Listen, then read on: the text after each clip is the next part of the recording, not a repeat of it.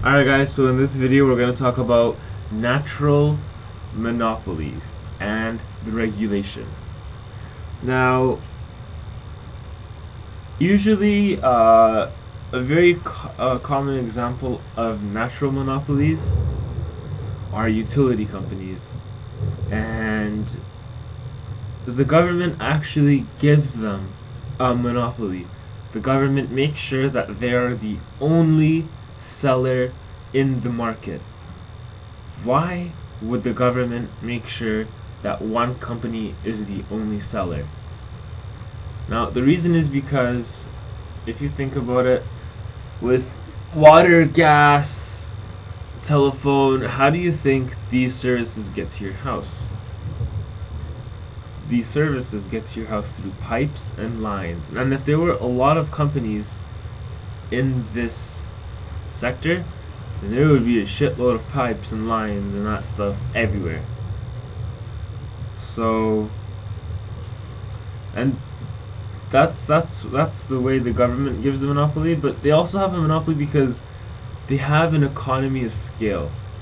Now, the economy of scale, the formula is right here. Fixed costs plus variable costs over quantity. Now, utility companies have a very, very high fixed cost of setting up lines and pipes. So if there were a lot of utility companies, then the subscribers would be spread out over all these companies. That would lead to a higher average cost, because if we decrease the denominator, we're increasing the result, the quotient, and the quotient is your average total cost. So in a way, the government makes sure that these guys are the only monopoly, so that average total cost is kept low. Now, the problem is, if these guys have an economy of scale, they're gonna follow the profit maximizing recipe. So that really results in restricted output and higher prices. So how are you going to get these guys to pass on their savings onto you? How are you going to gain the low cost efficiency of economies of scale but avoid the inefficiency of monopolies, restricted output, and higher price?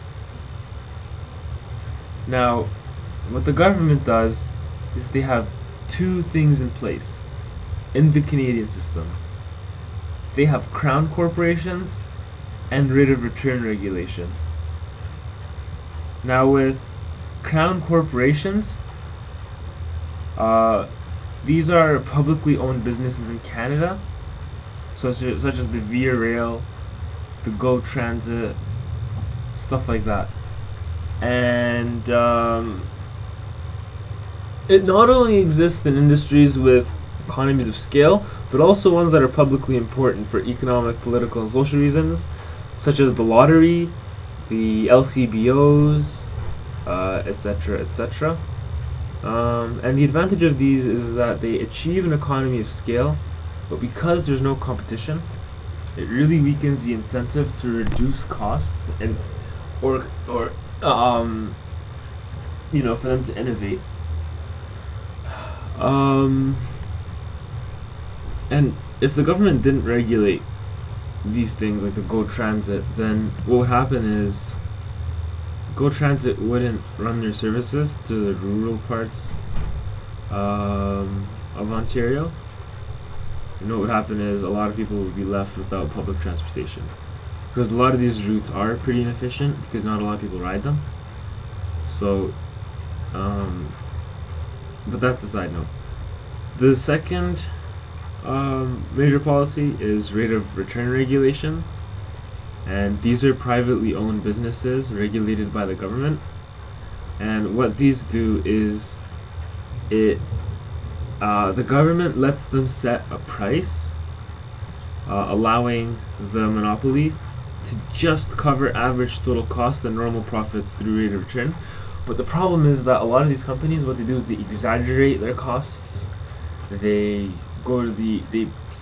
buy a private box in the Air Canada Centre, and they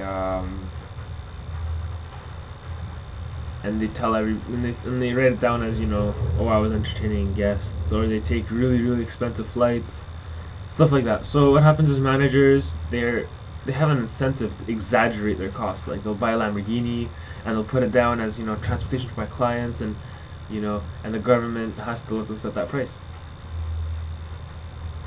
So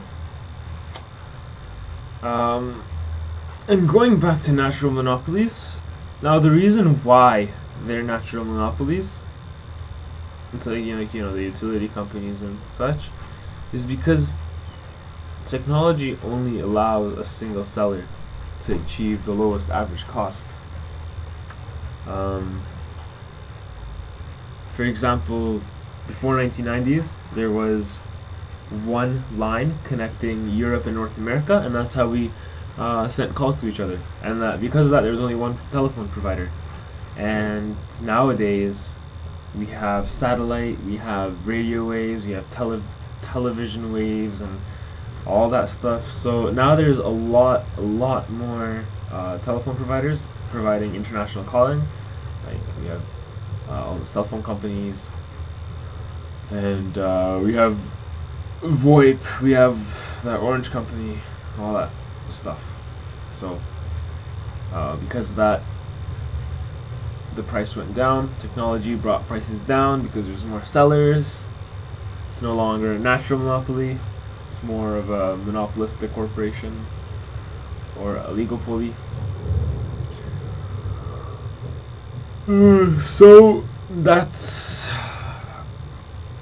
it for natural monopolies. In summary, natural monopolies create a challenge for policymakers, gain the low cost efficiencies of economies of scale, but avoid the inefficiencies of monopolies, restricted output, and higher price. Thanks a lot, guys, and we'll see you next time.